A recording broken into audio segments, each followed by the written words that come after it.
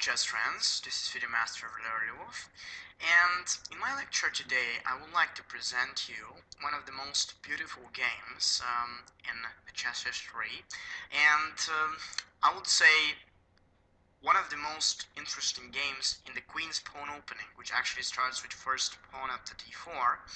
The game was actually played in the Moscow International Tournament in 1925 between the young Mexican chess star Carlos Torre and one of the most important players in German chess, and that's actually Master Fritz Zemisch. So the young Mexican chess grandmaster Carlos Torre unleashed in that game a very interesting and new opening system that was actually analyzed by him and then took his name, so it was called the Torre attack variation. So he decided to unleash that opening at a top level on this important international tournament, and actually I would say that he made it with a great success. Torre's opponents on that tournament were accustomed to the classical style of play prevalent at the time, and they actually found it difficult to orientate themselves to the new situation in that very opening system that Torre chose. So he was able to reap a rich harvest of 3 amazing victories in that tournament. The first victim was the strong German master Zemisch, the game that I'm going to show you now, and it particularly presents a lot of very interesting ideas. For example, the opening system was in the first place, in the second place the opportunity how to attack exactly where do we have to bring our pieces in order to achieve a successful attack, and most importantly, how we should think about the opponent's counterplay when we attack. So let's have a look at this game. Torre played d4, black chose knight f6, white played knight f3, and black played in this position to move pawn after e6. So once he did this, white actually decided to play bishop after g5, which is a quite logical move, and when white actually goes with bishop g5 right now, we have the typical Torre attack variation. The white main idea here is to pin the knight on f6 and then, of course, prepare some move like e2 up to e4 so that he can maybe even play e4 up to e5 so that he will pin on the knight at f6 and definitely he's gonna take some advantage because of it. So after bishop g5, what black decided to make is not to allow white to play e4 and not actually to close the position with something like d5.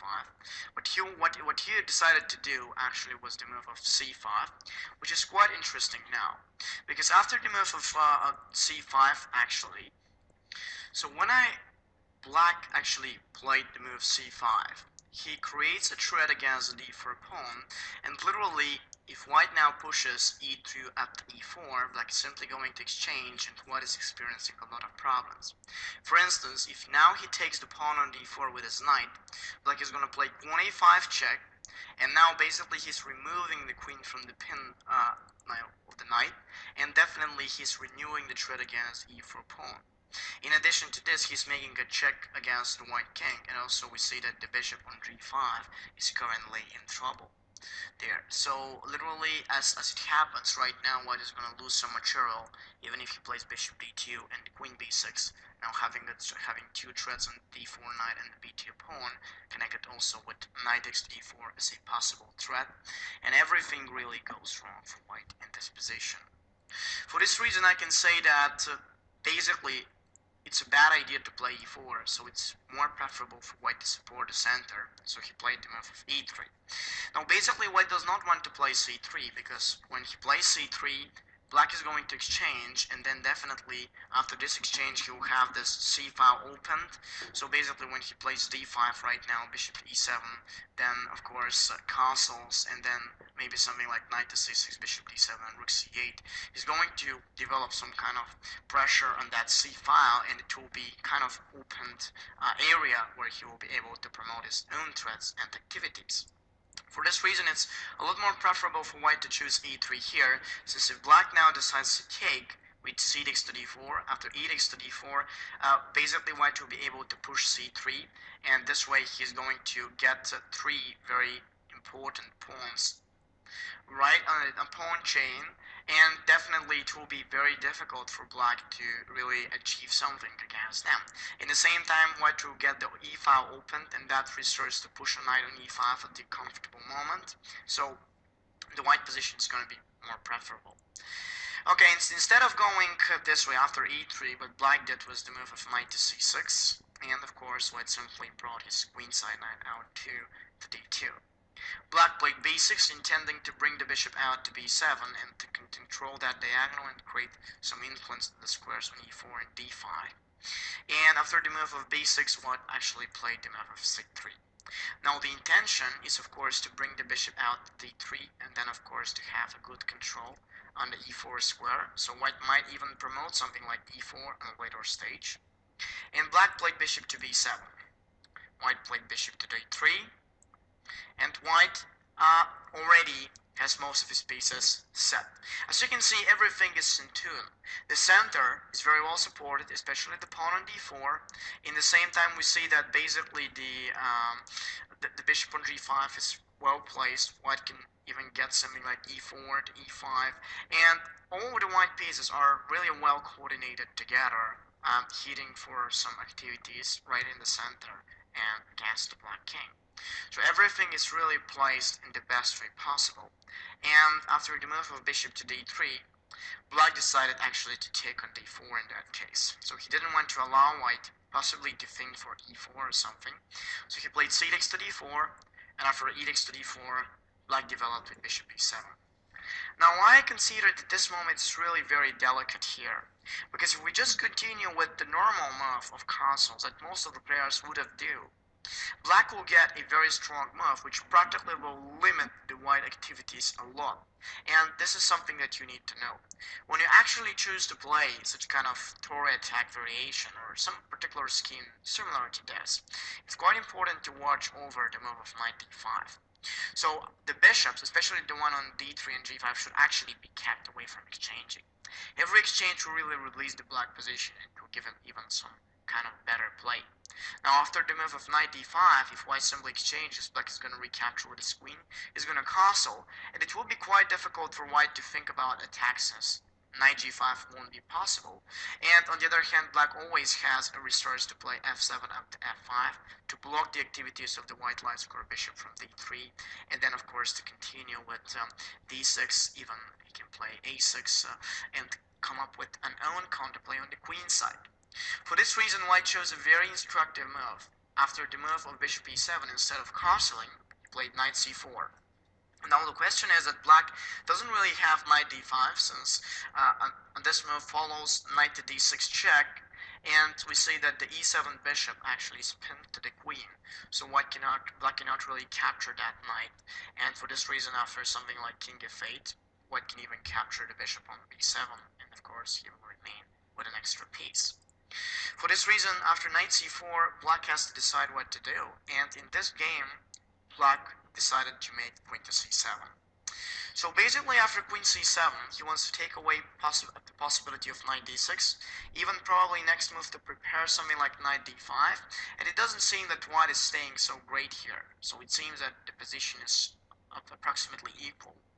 So after the move of queen to c7, actually what white decided to make is a simple but really important, in my opinion, developing move, which was queen up to d2. So when white makes that move, he's not only setting a piece up, but also he's supporting something like, for instance, bishop f4, in case that bishop is being threatened. So that's quite an important move, which will allow, after castles, white to introduce his rooks into connection. And after the move of queen to d2, black actually played rook to c8, simply setting that rook already in front of the c4 knight, and it seems that black is having some kind of good play here. However, after rook c8, white decided to castle, simple castling, and after the move of h6, of course, he played bishop to f4. Now we see that basically the move h6 seemed really well, and of course it hits an advanced piece of white from that square. However, the problem is that when black plays h6 in this position, when he's gonna castle, h6 will be a really good target. So for example, queen and bit are going to create a lot of threats right in the black position. So literally, white is even able to capture on h6, and definitely then after g takes to h6 and queen takes to h6 to create some literally very strong threats in front of black.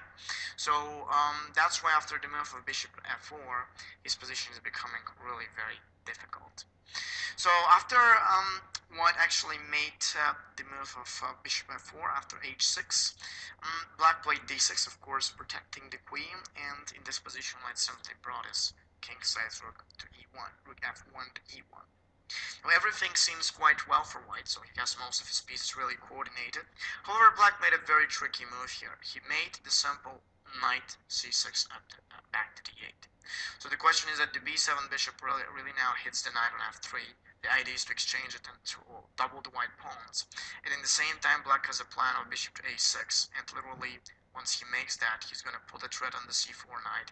And when this moves, like with knight e3 or something, the d3 bishop will get exchanged. And now, remember, in most of the queen's pawn openings with d4, when the light square bishop is gone, his attack is really very difficult to promote.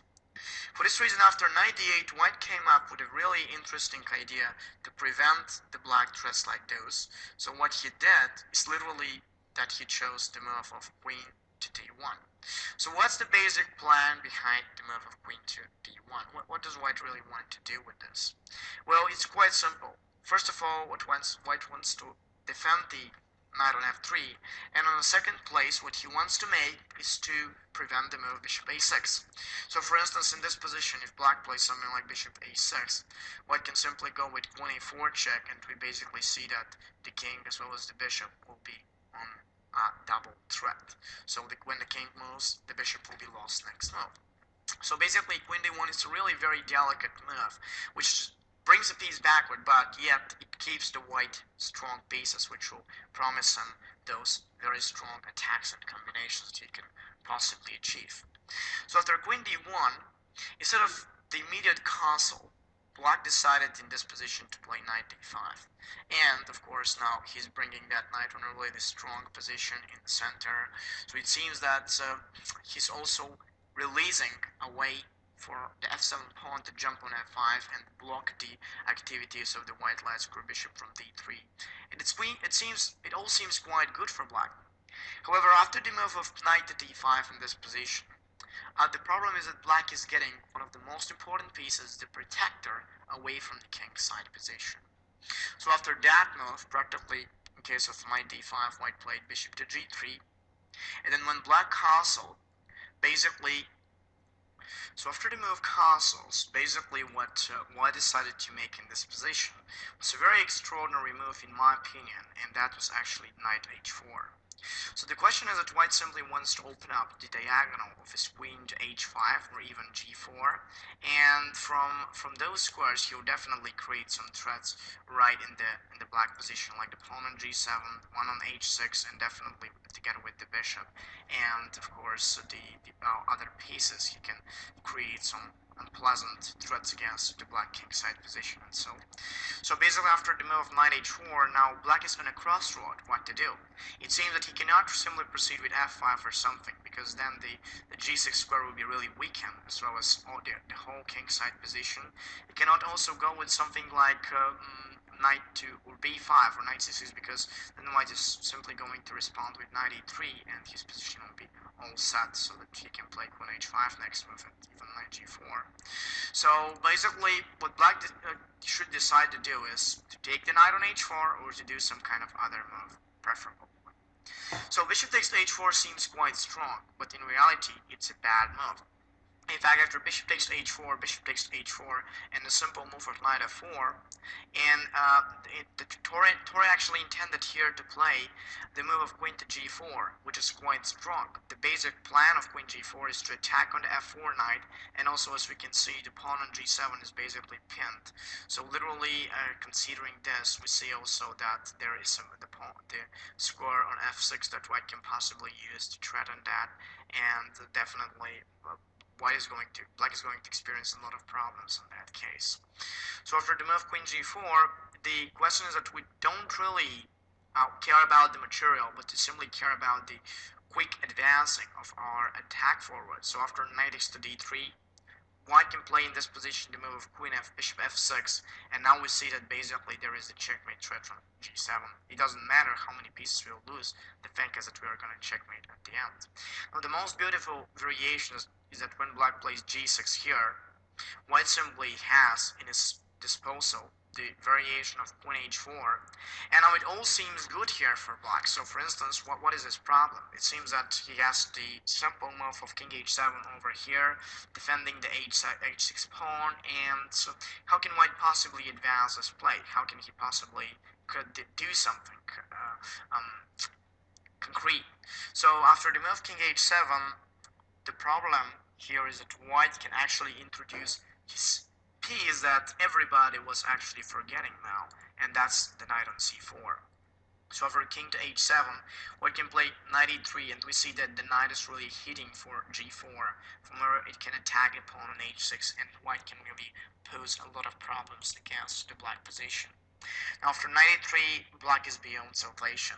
After that move, even if he tries something like queen to c6 with the bishop and the queen to try and hit on h2 and g2 in order to prevent knight g4, it's not really possible.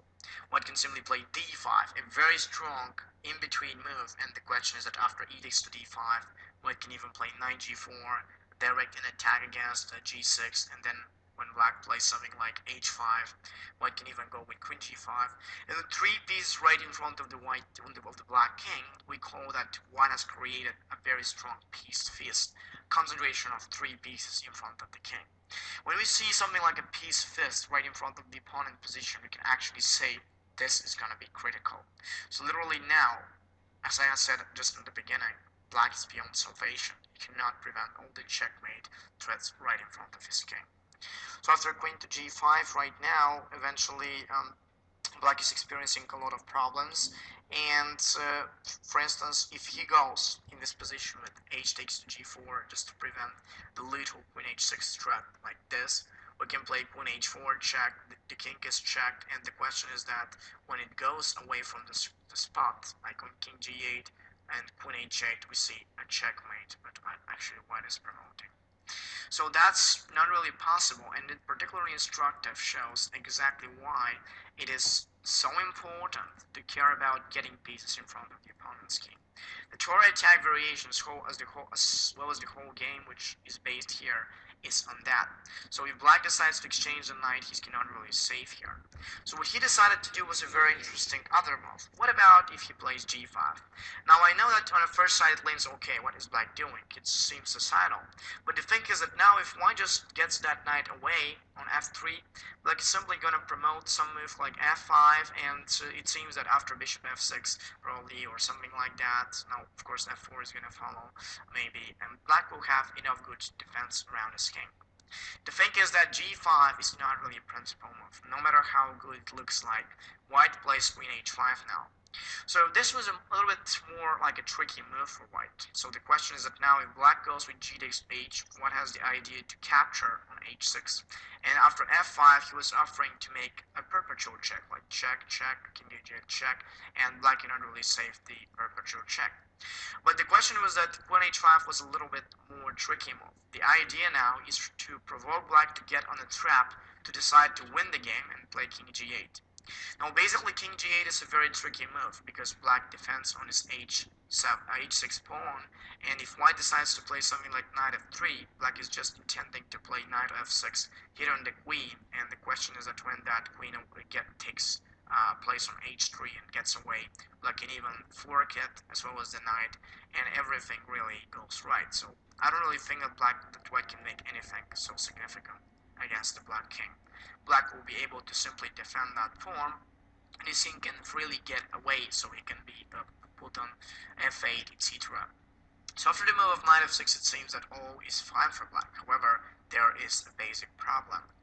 After the move of king g7, for one more move, what is remaining with 1, 2, and 3 pieces right in front of the black king, connecting that the bishop and the rook are probably pointed to some of the squares. We see that there are a lot of motives. For instance, we see g6 and h7, these light squares which are pointed by the bishop and the other pieces of white, which actually allow him to promote that beautiful combination of rook takes to e6, which actually wins the game immediately. So this move is a deflecting move. It deflects one of the black pawns, which are covering both of the squares on g6 and f5. So no matter what will black do, will he take f takes to e and knight takes to e6, he's losing. For instance, if he takes like with f takes to e, we see queen g6 check and then checkmate from h7. If black decides to take with the knight there, we see that black with white can make knight f5 check, and when the king goes away, of course on g8, on f8 it will be mate with the queen takes to h6. Now white can simply take knight takes to h6 check, and in fact the game continued with the move of king g7, but white simply plays the move of knight f5 here, and the question is that once the king goes on g8 or something, white simply has this knight takes e7, and with the tempo white is opening up the resource of queen a7 checkmate. So if black takes with the queen, there will be checkmate. Black played the move of king g7, but now the beautiful move of knight takes to d6 forced him to capitulate. But because now after the move of queen takes to e7, there is this queen to knight f5 check, the king is checked, and the queen is going to be lost next move. So it's a very important game, in my opinion, to show exactly how we can think for introducing most of our pieces into attack. And one of the most important principles of every successful attack is to bring our pieces towards the opponent's weakened side, and in the same time to try and literally leave him with new possibilities to get like defending pieces on the area where he wants to defend. So this is what I can tell you with this game and that amazing and extraordinary variation for white. Thank you very much. This was FIDE Master for chess.com, and we'll see you next time.